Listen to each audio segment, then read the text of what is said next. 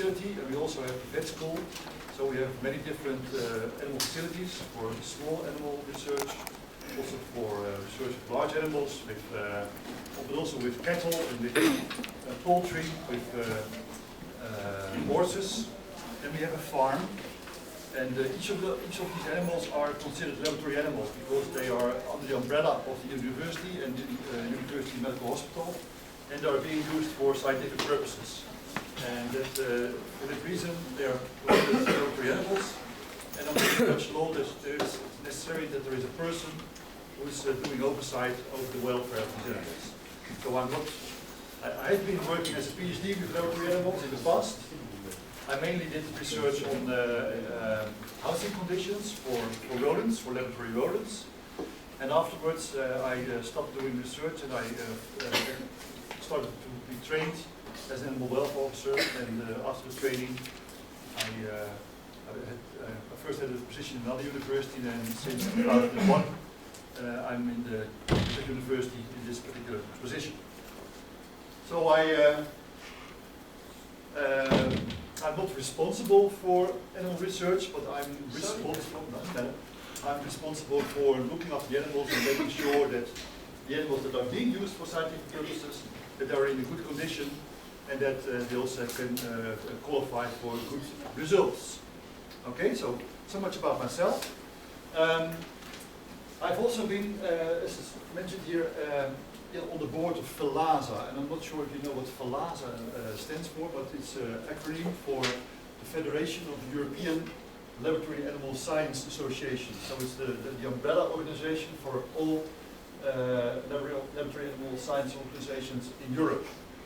And the FELASA has a board, and FELASA is also recognized as an NGO by the Council of Europe and also by the European Union, which are two different bodies. I'll explain a little bit about them in a minute. And I've been representing as a vice president for international liaison, in many cases, FELASA at those board meetings of the Council of Europe and the European Union. And for that reason, I've relatively good insight in at least European legislation. Of course, I know most about European legislation. But since European legislation, I know less about legislation on other parts of the globe, so to say. But since we have a new European directive, it was finalized in 2010, and is at the moment considered to be the most recent and also most strict directive with respect to the use of animals for scientific purposes. I think it's nice to have a look into this document and see what has been agreed upon in Europe, which doesn't necessarily mean that Europe has to be the standard for the globe, but at least to be aware what is the situation in Europe and what may also be the future situation, or maybe already the present, I don't know, situation in India. So, now it should go forward, I hope. No, it doesn't. Yeah, it does.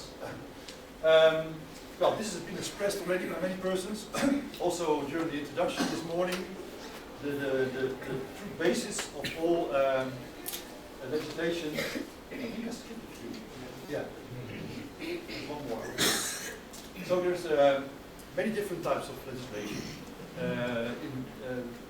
In general, they have to do with all kinds of elements, with the health of animals, with the transport of animals, of course, welfare in general. The use of animals for scientific purposes, of course, is something that deals with public health, and also safety of the general public, especially in safety testing, and also it has to do with the protection of the environment, especially, for instance, in production, the industrial production of fish, so to say, has a lot to do with environmental conditions.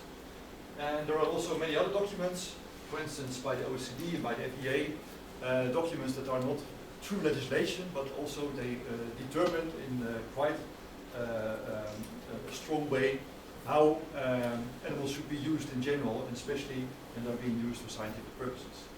Well, now I come to this slide, because the general aim of all this legislation is actually twofold. That is also expressed this morning. It has to do with the general welfare of the animals, and it also has to do with standardization and reduction of variation, and also harmonization, at least within Europe, throughout all the member states of the European Union, but in general also throughout the globe, because it's not the data we produce in India or in Europe or in the United States, they're not only applicable to people living in that area, they're most of the time applicable to all living beings, human beings, I must say. So therefore, it's also of interest to make sure that those data are standardized and also that the way animals are treated is harmonized. And all of this is, of course, in the aim to enhance the quality of research, because all are prerequisites for good science. Well, this is the history. Already Vera showed it a little bit about it, of use of animals for scientific purposes and the legislation that has come on board of this. As you can see, everything started in those days, so to say, in the United Kingdom, because the Industrial Revolution was starting more or less in the United Kingdom 150 years ago, more or less.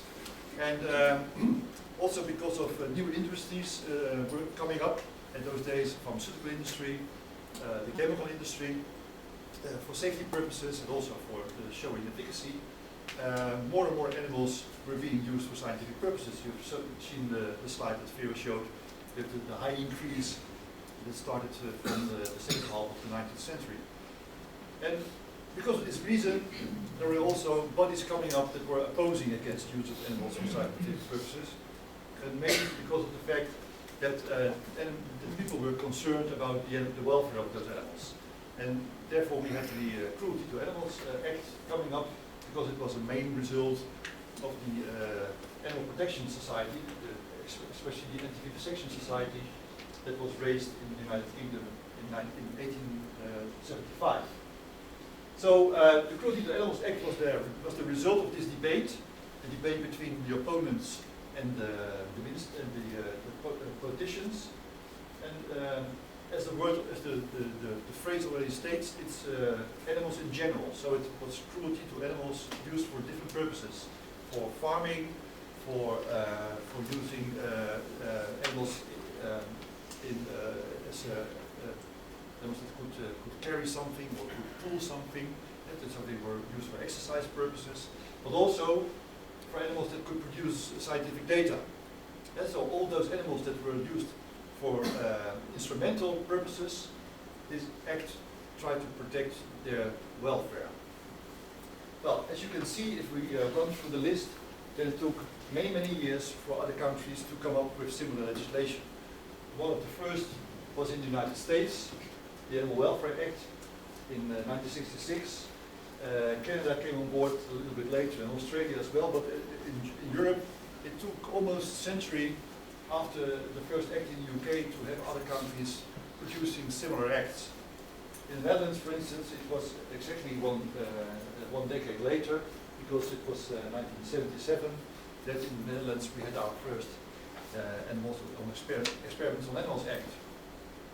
Well, on the European level, it took even a little more, 10 years more, because in 1986, European bodies, the Council of Europe and the European Commission, they drew up their documents.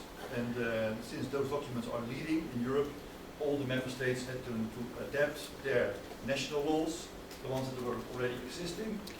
And for those countries that didn't have a law yet, they were forced to come up with a law. So for the Dutch, for instance, we had already a law for 10 years, from 1977 onward. Then there was the European Directive in 1986, so we had to adapt our law. That adaptation process took about 10 years. Don't ask me why it had to take so long, because it seemed not necessary, but in general, those discussions are very lengthy discussions about small items, and they tend to last very, very long. And in the end, in the Netherlands at least, it took 10 years to implement the European directive into national law. And then, as I said, we adapted in Europe already this law and came up with a new standard, because we already thought that the old directive was outdated. For instance, ethical review was not under the old directive, it's now implemented under the new directive. So many European countries already did have some voluntary ethical review process, but under the new directive it has become mandatory. So in general, the goals of all legislation, I guess it's also true for Indian legislation, is to define legislative purposes for which animals can be used, to ensure the competence of all personnel involved in the animal experimentation, at least to have some control over the level of discomfort the animals experience, to make sure that there are inspections of facilities and also procedures, to ensure humane standards of animal care, also to ensure that animal experiments are being conducted. And only in those cases where there are no replacement alternatives available, so if you are able to do something to come up with the same result with a non-animal technique, then of course you should go for the alternative. And also to ensure for public accountability. That's what we discussed already just before lunch, that it's important to also make sure that the public is aware what you actually are doing in the animal facility. Otherwise it will raise question marks. Well, the 3 R's, you will most probably in every lecture that you will have in this course, you will be confronted with the 3 R's. And why is that? Well, the 3 R's are considered the most important way of thinking when you are dealing with animal experimentation. You should always try to find a replacement alternative, or if it's not available, try to think if it's possible to develop a new replacement alternative, and if that is not the case, and you are only able to use animals to come up with your desired results, then you should at least go for the least number of animals and the least level of discomfort. Well, it's clear, I think, but it will be emphasized many times more, so in the end you will be dreaming about 3 R's, I think. You could also think of other R's, like Vera said, responsibility. You can also think of reason, recognition, relief. Well, many R's that can be, you will not be put in the exam as long as you know the 3 R's, the first 3 R's. Well, here's the 2 European bodies I will be speaking about mainly. We have 2 bodies, the Council of Europe and the European Commission. And the Council of Europe, it produces documents which are called conventions, and the European Commission produces documents which are called directives. But in many cases they are very similar, especially in this particular case. This convention, ETS 123, and a directive, especially the old one, the 68 one, the text was almost identical. The only difference is that in the document of the convention, since it is only a recommendation, in many cases it's mentioned that you should do something.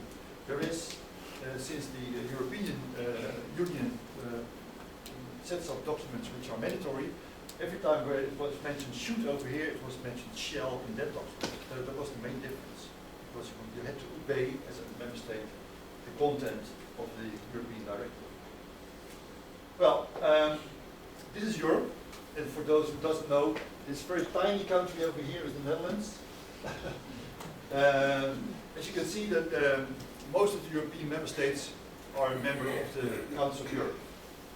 Even countries relatively close to India, for instance here Turkey, and some of the former Russian states also have become, Russia itself as well, they are all members of the Council of Europe. And the Council of Europe is an old organization. It was raised in 1994, and its main issue is freedom of rule and law, and it focuses on, let's say, ideals, safeguarding political and cultural heritage and realizing ideals and principles. That's the main issue that the Council of Europe is focusing on. And these ideals and principles can have to do with many different issues, but among others, also human rights, environmental protection, bioethics, and animal protection. And therefore, for that reason, the Council of Europe also did draw up, after a long discussion, this convention, ETS 123. The convention is binding for member states of the Council of Europe, but only when it is signed and ratified. So if you're, as a member state, you're not signing and you're not ratifying, then you don't have to obey the content of the convention. You can just ignore it. And that's because it's a voluntary business. At the moment, as far as I know, there are 20 so-called parties to the convention. So these countries have been signing and ratifying and have become party to the convention. So for those 20 countries, it is a mandatory document. When the Council of Europe meets, and they do so on a regular basis, then these meetings are called working party meetings. And when they have to take a decision, the decision is taken in a so-called multilateral consultation. And in one of the multilateral consultations in halfway the 1990s, it was decided that this document, this is an appendix to this convention, needed revision. And this appendix is a document that describes how animals should be cared for and how they should be housed. So there are housing conditions described, and there is a description on how the animal should be cared for. 1997, it was decided that this was a document that was already outdated, only 10 years after the convention was finalized, and it needed revision. And the revision took place over about a period of, again, 10 years, and it was worked on in 7 expert groups. Each expert group was working on different animal species, and there was also a drafting group because the text should be made, and the layout and the wording should be comparable between the reports that all the subgroups were producing. So finally, they, at the end of the process, they produced the general part. The general part is applicable to all animal species, and they also produced species-specific parts on most animal species. After some introduction and definitions, there is a general section which describes the physical facilities. So how should the building look like, what should be in there, what should be, for instance, climate control, there should be the right equipment for ventilation, for maintenance of temperature, humidity, etc. There should be a description of different rooms for housing animals, for treating animals, of course, surgery rooms, etc. Then the environmental control itself, for what between what thresholds should temperature be maintained, and between what thresholds should relative humidity be maintained, etc. Lighting, noise. Education and training is also considered something very important, and well, you're here in this course to be trained and to be educated. So it's elementary, as Vera already expressed this morning, that people are trained in the right way to know how to treat with animals and how to conduct animal research. And there is a huge chapter on care with many different subjects about the animals to be looked after, kind of feeding, etc. Just to make sure that they are comfortable and that their welfare is guaranteed. And then after the general section, there are species-specific sections. And what is true is where you can't find any information on the species, you have to refer to the general section. So if you're working with a very special type of animal that is not covered by the species-specific sections, and as you can see, the species-specific sections, they cover most of the animals that you can imagine that can be used for scientific purposes, apart from the general ones, so the rodents, for instance, also the rabbits, cats, dogs and ferrets, primates, farm animals, fish, amphibians, reptiles. Everything is in there, mostly, but once again, if you can't find your species and you would like to use this document for knowing how to house your animals and how to look after them, then you can always refer to the general section, because what's in there is applicable to all animals. So what is the main difference between this document and the previous one? It covers many more species. So the old document was 35 pages, the new document is 120 pages. So you can imagine that indeed there is much more coverage of many more animals. There is much more attention paid to special situations. For instance, it's discrimination between sex and age, whereas in the old document there was only discrimination between species. There is more emphasis on social housing, so it's now mandatory, at least within Europe, that each animal that you use, which is by nature living in a social context, it should also be housed in a group in a lab. And only for those animals that are not living in a social context, you should house them individually. So can you think of any species that is not living socially by nature of this list? Rabbits? No, rabbits live socially.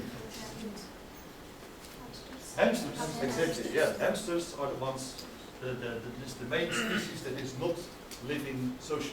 They are living individually. Of course, they meet to breed and to reproduce, but the guys have to be very careful because the females are very aggressive. So shortly after mating, they run away, not to be threatened by the female anymore, and then they live apart. There's also much emphasis on environmental enrichment. Vera already expressed this morning and showed it. It's elementary that animals are not living in barren cages, but there's something extra provided that elicits natural-like behavior. Yeah, because natural behavior and the ability to express natural behavior also is a way to guarantee that the animal welfare is better covered. So environmental enrichment should be provided. In Europe, if you're not able to provide environmental enrichment, and if you're not able to house the animals socially, where it actually is requested, then you specifically have to mention this in your application to the ethics committee. And only if the ethics committee allows you to house an animal individually, for instance, because you want to know the food intake, or you want to collect the feces from each individual, or you want to leave out the environmental enrichment, because you think the environmental enrichment can interfere with your results. Only when the animal ethics committee has allowed you to do so, you're also allowed to leave it out, or to house animals individually. And if you forgot to ask, or if you did ask but you did not get approval, then you are not allowed to use this way of housing. It's now a document with a lot of tables instead of very unclear figures. There's also clear expression on space allowances. And spatial allowance is also something that has to deal with age and sex. Not with sex, but with age.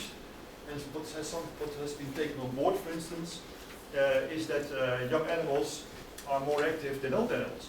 For instance, an animal that is already at a certain age, when it's getting older, it's not so active anymore. It's most of the time sleeping, so it doesn't require so much space as compared to young animals, which are very active, they are playing, so they require relatively more space.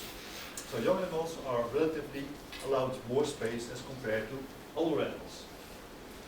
Well, in general, this is what has changed, and you will be using this document tomorrow morning when Vera is doing a tutorial, and you can look into the content. It's in your syllabus. You can find out what's its usability, so to say, for housing and caring for local animals. Well, as compared to the Council of Europe, we have also the European Union, and as you can see, this is a much smaller organization with far less countries. It only has, I think it has now changed into 28 recently countries, so there's one country that has come on board from the former Yugoslavia area. So Yugoslavia was one country before, now it has, after the war in the 1990s, it has split up in the sub-countries, and each of them becomes a member now of the European Union. And Serbia has come on board recently, so now it's 28. What's the difference with the Council of Europe is that it is an economic organization. It was more or less founded in the same period of time, and it first was had a different name, but since halfway the 80s, 1980s, it was turned into European Union, and there were different treaties coming on board, and now it's a more or less solid union with only a few countries coming on board, but the treaty didn't change much after the 2090s. Let's skip this picture just in a few time. But the main aim of the directive, and also the main aim of the European Union, is to avoid distortion of the competition or barriers to trade. So it's a true economic organization.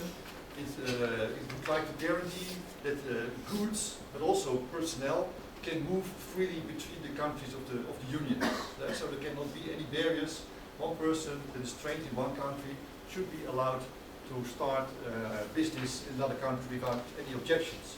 a product that is produced in one country should be allowed to pass barriers and be sold in another country without barriers. So that's the main interest of the European Union. Of course, this is only true for the barriers between the European countries that are part of the European Convention. Well, we had this old directive of 1986. It has been changed in the new directive of 2010, and for that reason now the text has become far different from the one that we had before, and that was almost equal to the Council of Europe. It still contains the shells, because it's still a mandatory document, and therefore, as you can read here, it's a stringent document. It has a lot of details, and it is a binding document. So once again, all the European member states are forced to implement this document into national law within a certain period of time. Actually, it should have been implemented already in all the European countries, because the deadline was the 1st of January of this year, 2013. But in practice, only half, 50% of the member states have been able to implement it before the deadline. So there's still a lot of work to be done in the other 50% of the countries, among which the Netherlands, because we are still not obeying this rule. Our politicians take a long time to finalize the process, and they are aiming now for the 1st of January 2014, which I'm almost convinced they will not make. We will see. So, it has been revised, as I told you. It's a lengthy process as well. This also lasted for 10 years. It started in 2001. The final voting took place on the 8th of October 2010. And it into force 24 days later, and the member states shall enforce it, like I said, on the 1st of January 2013. But only 50% of them did so. Well, we have a closer look into this directive. But before I do so, I have to stress that every time the word discomfort is used, it actually should be covering pain, suffering, distress, or lasting harm. So this is the actual phrase that is repeated every time in the European document, in the directive. But for reasons of practicality, I just use the word discomfort instead. Okay, well, in paragraph 1, there is, especially in the first part of the directive, there is some general wording about definitions, etc. So it deals with the 3 R's. Again, like I told you, the 3 R's are the main line in legislation, and also in the new directive, it almost directly starts with paying attention to the 3 R's. It pays attention to origin of animals, breeding, market, care, accommodation, etc., to operations of breeder supplies and users, and evaluation of authorization of projects. These are the main issues that this directive is focusing on, and it is dealt with in more detail in the rest of this document. So we will come past all these issues when we pass through the slides. What's a laboratory animal? A laboratory animal is an animal that is intended to be used in procedures or bred specifically to collect their organs or tissues. So this is actually the definition of a laboratory animal under this new directive. And the directive applies not just like it was in the old directive to vertebrates, but under this new directive it also includes a few invertebrate species. Among those, the cyclostomata, which are the octopus and sepia, for instance. So animals that are, do you have any idea why these have been included now? Maybe because of their sophisticated development of nervous system. Exactly, yes. So they are thought to be able to experience also discomfort in some way. It's difficult, of course, to interpret, but at least they show behavior and symptoms that can be interpreted as experiencing discomfort. So so apart from the vertebrates, it also involves some invertebrates. It also involves independently feeding larval forms, for instance of fish. If the yolk sac has vanished, then from that moment on, a fish, even a zebrafish, which is very, very tiny, is considered a laboratory animal already. And also it includes fetal forms of mammals, as from the last third of their development. The only problem being the wording development, because if you can compare many different mammals, and if you, for instance, compare a mouse with a goat, then at birth the mouse is still hardly developed. It's still like an embryo. It is blind, it has no fur, it's only able to suck at the mother, and it is fully dependent on the mother care for at least 3 more weeks before it's able to live by itself without mother care. Whereas, well, ruminants in general, shortly after birth they are able to walk, and they can walk with the mother and with the herd, and they can also flee from predators. So there is still some debate to be done on what's meant by development and how you should interpret this. Okay, and also the cephalopoda are, they were already on board, but now they have come on board as well. So, this already discussed this, the last further the development, and also if you have done something with a embryo in the fetus, so you have manipulated the embryo before the last third of the development, but you allow the animal to be born, and this interference may result in an animal after birth that has some kind of discomfort. And also, the embryos you have manipulated should already be considered laboratory animals. It does not apply to certain circumstances, for instance, veterinary clinical trials for veterinary medical products. Also, general practices for identification, so if you're marking animals by ear clip, for instance, in mice or rats, or a label on the ear, that's not considered a experimental procedure, it's just a marking procedure. So it's not something that is falling under this directive.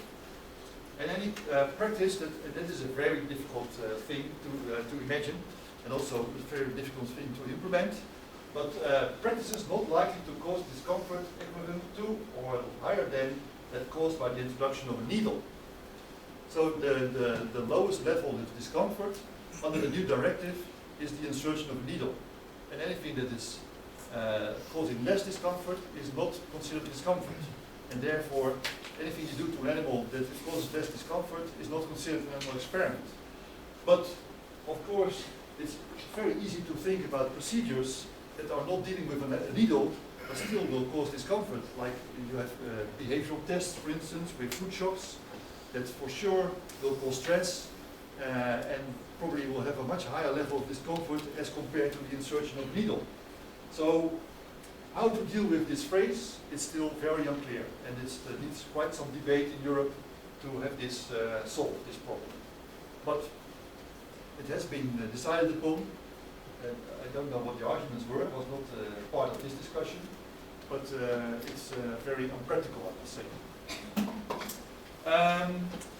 We discussed this already this morning. Use of animals for testing cosmetics is not allowed under European law anymore. It was valid until 1st of March 2013, but it's now banned. Okay, member states may draw up legislation which is more stringent, so it's possible for single states to be more strict than the directive, but only it's only possible if you already had a national law that was already more strict than the new directive. In some countries this is the case. Some European member states already did have some national legislation that was already more strict than the new directive, and then they maintain, it's allowed for them to maintain some part of those more strict rules. But they shall not prohibit or impede the supply of used animals or trade products developed using animals in other member states. So this is again a result of this freedom of transport of goods, of products and personnel. So you're not allowed to block a product that is produced in another country under less strict regulations, but still meeting the European directive, if you have a national law that is more strict than the directive. So, the definition of a procedure, which is actually the synonym to an animal experiment. Under the new directive, they came up with the new term, procedure, but you should read here animal experiment. And it is any use that is invasive or non-invasive of an animal for an experimental or scientific purpose or educational purpose, which may cause discomfort, and again there is the needle. So this is the definition of animal experiment. So it should involve a laboratory animal, and you have just seen what the definition of a laboratory animal is. It also should be the use of such an animal for one of those purposes, so for either a scientific purpose or an educational purpose, and it should involve some level of discomfort, so to say. So this is the true definition of a animal experiment. So if I take something from the slaughterhouse, for instance, do you think that is an animal experiment? I would use, for instance, I would like to have the heart of an animal that is slaughtered in the slaughterhouse, and I would like to use that heart for experimental purposes. Is that an animal experiment? No, no, because why is it? Can you explain why not? And here's a note somewhere over here. Why? Why is it not an animal experiment? Yeah, because the animal was not, meant for this purpose. Yeah, no, well, it was not killed for that Yeah, purpose. it was not. So it was killed for consumption purposes, but in the end, the heart could be used for educational purposes. But the killing was for another purpose, and therefore it's not an animal experiment. So it does not have to deal with this directive, or with any animal experiment legislation, I think.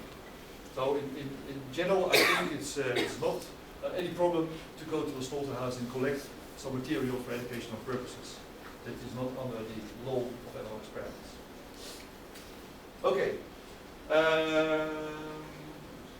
Under the directive in Europe, it's the killing of an animal, like we already expressed, just for collecting tissues or organs or blood or whatsoever, is also not considered an animal experiment, which is a little bit strange, because it, of course, killing causes discomfort, but you also may wonder if it is causing discomfort equal to or above maybe the insertion of a needle, especially if you kill an animal by an overdose of pentobarbital, for instance, then of course you use a needle, but still it's not considered an animal experiment. In the Netherlands this is different, because the Dutch law already was stricter than the directive in this respect, so in the Netherlands we had to apply for approval for just killing animals for this purpose. So it was an animal experiment in the Netherlands, and there still the debate is going on a political level if we have to keep this, yes or no. But formally we can keep it because we already had it before. Okay, apart from a procedure, also distinguish a project, and a project is actually, let's say, a PhD project or a postdoctorate project. So a study that is going on for a few years, which consists of a few animal experiments, one after the other. The total of this is a project, and you can distinguish this from a single animal experiment. The competent authority is the national body, so to say, that is in India. This is the CPCCA. A lot of letters in this acronym. But this is the responsible body in the country that is dealing with animal experiments. Then general provisions, the aims for which animal experiments can be done. I just quoted there scientific purposes and educational purposes, but this is more detailed. So it's either for basic research, or it's for translational or applied research. Animals can also be used for the production or testing of stuff, drugs, chemicals, etc. And also protection of the environment can also be one of the purposes which laboratory animals can be used. Preservation of species, for educational purposes, of course, and for forensic inquiries. So this is the list, and if you look into the details, I think there will be a very long list of about 80 different single purposes under the directive for which animal experiments can be conducted. But this is the summary of those. Then something about methods of killing. It's also dealt with in the directive. It should, of course, be done in a way that is safe, so it should be done by a competent person. It should also be killed by appropriate procedure. And again, this is something that will be dealt with tomorrow morning by Vera during the same tutorial, where you will also focus on methods of killing of animals, and the most appropriate ones and the ways how to select between the available different methods, because there are many different methods available. Some differ per species, but you should come up with the most appropriate one that will interfere least with your results, but you will learn tomorrow. Competent authorities may grant exemptions from this set of methods of killing, and you will find this in many different paragraphs in the directive. You were always able to get exemptions if you have valid arguments. Endangered species, they are not allowed to be used, so you are not allowed to use endangered species, but once again, if you have good arguments to use an endangered species, still you can ask for an exemption, and maybe you get an allowance if you are able to use this species. Non-human primates, they have a special position under the directive. They are considered most vulnerable because they are closest to human, and the directive is aiming at reducing the numbers of non-human primates being used for experimental purposes. So it's strongly restricted. It shall be undertaken with a view to avoidance, prevention, diagnosis, treatment of debilitating and potentially life-threatening clinical conditions in human beings, and the preservation of the species. So these are more or less the only true valid aims for studies for which the non-human primates are allowed to be used. But again, you should ask, you may be asking for an exemption. Great apes, so the chimpanzees and the orangutans and the gorillas, they are not allowed to be used anymore. They can only be used, once again, when you have asked for an exemption, but then you have to really have very, very strong arguments, because the great apes are being very, very strongly protected nowadays. You are not allowed to take animals from the wild for experimental purposes, but again, you can ask for an exemption. Of course, if you want to do a study for preservation of a certain species, then I guess you need animals from the wild, and of course then it's logical that you ask for an exemption to be allowed to use animals for this particular purpose. And then if you are allowed to capture animals from the wild, then of course it should be done in a competent way by a competent person, so as to reduce as much as possible the level of stress to these animals, and also potential injury, etc. And also to make sure that the animals that have been captured are still valid objects for your study. There is a list of animals in an annex, and the annex contains these species, specifying that you can only use those species when they are purpose-bred. So you're not allowed to go to the pet shop and buy some mice, or some rats, or a dog, for instance. You go to a dog breeder and buy a dog. It's not allowed. You have to buy these animals from a licensed breeder. Or, what is also possible, that you ask for a permission to breed these animals yourself, and then you have become a licensed breeder yourself as an institute. Like I said, non-human primates, they may be used, but only in a restricted manner. But the directive is aiming that they should not be caught from the wild anymore, but they should be purpose-bred as well, and it should actually be the second generation that should be used for experimental purposes, and not the first generation. But there is at the moment there is still a question mark with this new rule, because it may be so that if you really want to stick to this rule, that the number of primates that are available is not enough to come up with the requested number of animals at the moment.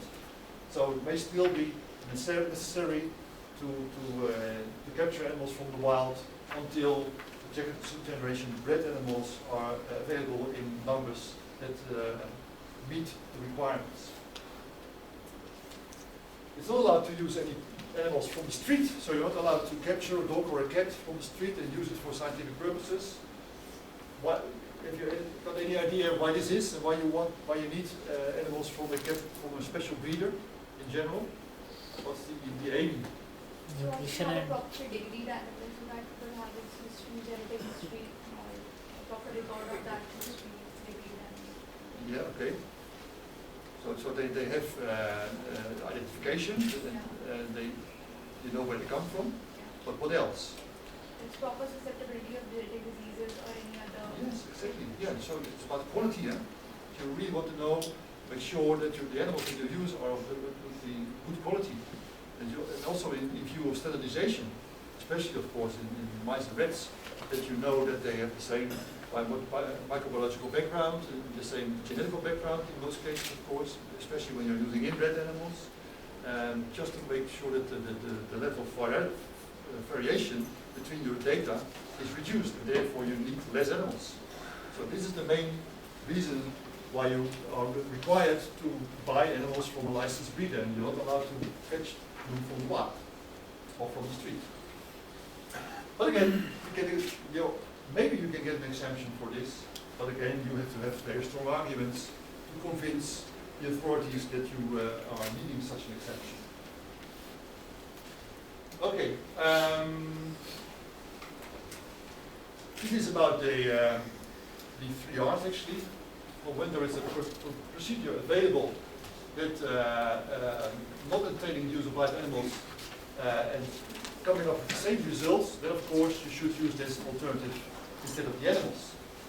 And then if this is not available and you have to go for animals, then of course you should go for the least number of animals and the least level of discomfort by either selecting the lowest species, the animal species with the least sentience, so to say, the lowest level of sentience, but also by choosing procedures that will inflict the least level of discomfort to the animals. And also by make sure that you're using personnel that is well trained and competent and therefore will also inflict the least level of discomfort. And once again, a competent person is also most probably a person that will not cause variation between procedures, because that person is able to conduct the procedure in a standardized way and make sure that the standardization in your experiment is also guaranteed. It's not accepted under the new directive to have death as an endpoint. You should always aim for methods assessing the condition of the animal and killing it at an earlier stage, but not allowing it to die by itself.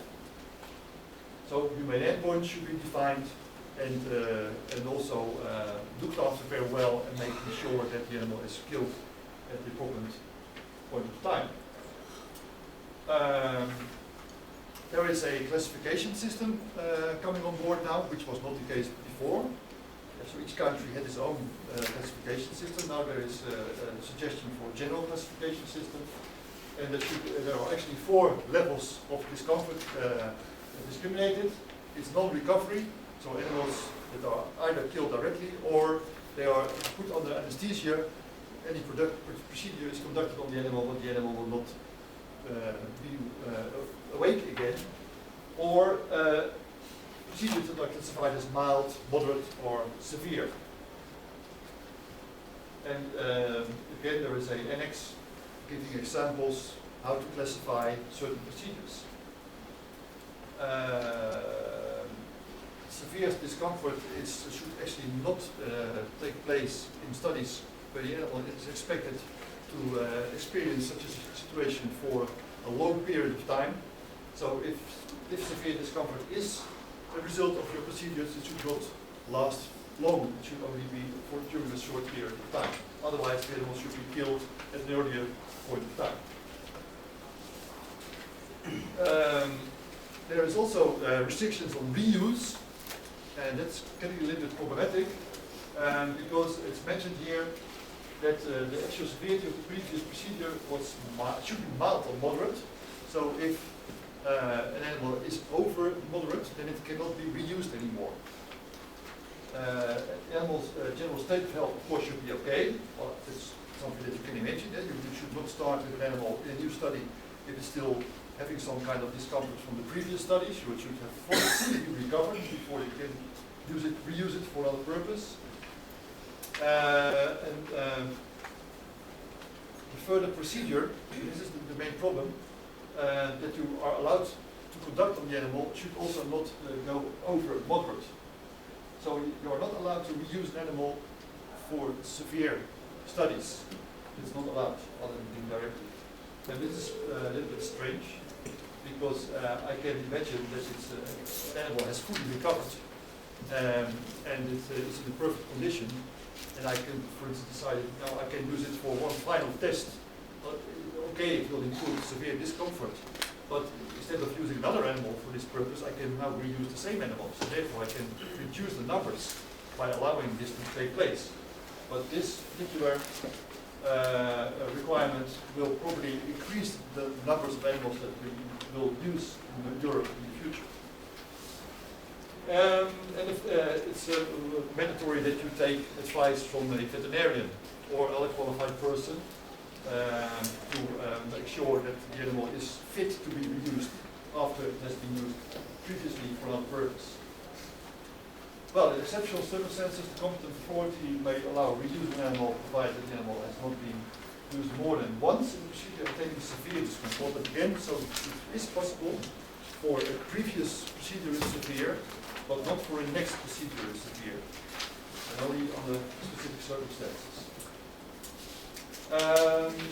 It's also suggested, it's what do you say, propagated that that organs. So if you kill an animal, you should try to reuse as much body parts of the animal as possible. And so not just take the brain and throw the remaining part of the animal away, but try to find other colleagues within the institute or maybe outside the institute that are interested in other body parts of that animal, because that may also save numbers of animals. So sharing organs and tissues of animals is something to aim for. This is also new in the new directive. It was not in the old directive. It's rehabilitation. We discussed it earlier, or rehoming even, or returning an animal that has been used for scientific purposes to family homes to be used as pet animals, for instance. So that is now allowed under the new directive. Of course, the state of the animal should be okay, so it should be an animal that has fully recovered from the previous use. So it should be in a good animal, state of animal welfare. There is no danger to the public. Of course, it's not allowed to have transgenic mouse as a pet animal at home, because that can, if that mouse would escape, then it could probably be a danger to the environment, because it might breed with other mice and therefore spread the transgene. Also, the welfare of the animal should be in good condition. Actually, the first and last one are more or less the same. Well, there is a authorization process in place, the licenses, which I already referred to. So we actually discriminate 3 different licenses. You, as a research institute, you need a license to be allowed to conduct animal experiments. As an animal breeder, you need a license to breed laboratory animals. And in most cases, this company also requires a license to transport animals, to deliver animals. Because these are the 3 different types of licenses that you can acquire under the European directive. And like I expressed already, in most cases, the research institutes also have acquired a breeding license, because in many cases, in a research institute, also laboratory animals are being bred, especially the small ones, the mice and the rats. Okay. Interesting. So there should also be the necessary facilities. Of course, the animals should be housed in a facility that is fit for the animal species. So it should have the right conditions, the right climate, the right types of rooms and facilities to house the animals. It should also ensure that the animals are the procedures can be carried out in such a way that the discomfort is as small as possible, like making sure that there is, for instance, adequate anesthesia equipment in place, there's adequate surgical equipment in place, that you can also, for instance, sterilize equipment and make sure that you conduct aseptic surgery under aseptic conditions, etc., etc. And there's also a further annex which states requirements for the housing and care. And actually, this is very nice. And now you can see that there is still a link between the European Union and the Council of Europe, because this Annex 3 is a kind of summary of the Appendix A that I was talking on at the beginning of my talk. Appendix A under the Convention of the Council of Europe is actually the same as this Annex 3, but it's only a summary of this Appendix A. Okay, then there's focus on training, education and training. Like it has already been stressed before, it's considered very elementary that personnel that is involved in animal experimentation and also in the care for animal experiments is well trained. They know what to do, they know the procedures, they know the species, they know how to look after them, they know how to conduct surgery, for instance, and other techniques. So there's discrimination between different levels of personnel. There's personnel that's just carrying out procedures on laboratory animals. In general, these are the research technicians, but sometimes, of course, also the scientists. There's the level that is designing procedures and projects. This is the scientist level. So actually, your level, you're in the room here, all scientists responsible for animal experiments, also responsible for the development of an animal experiment and also for the application to the Animal Ethics Committee. The personnel taking care of the animals is the animal caretaker level, the lowest level, but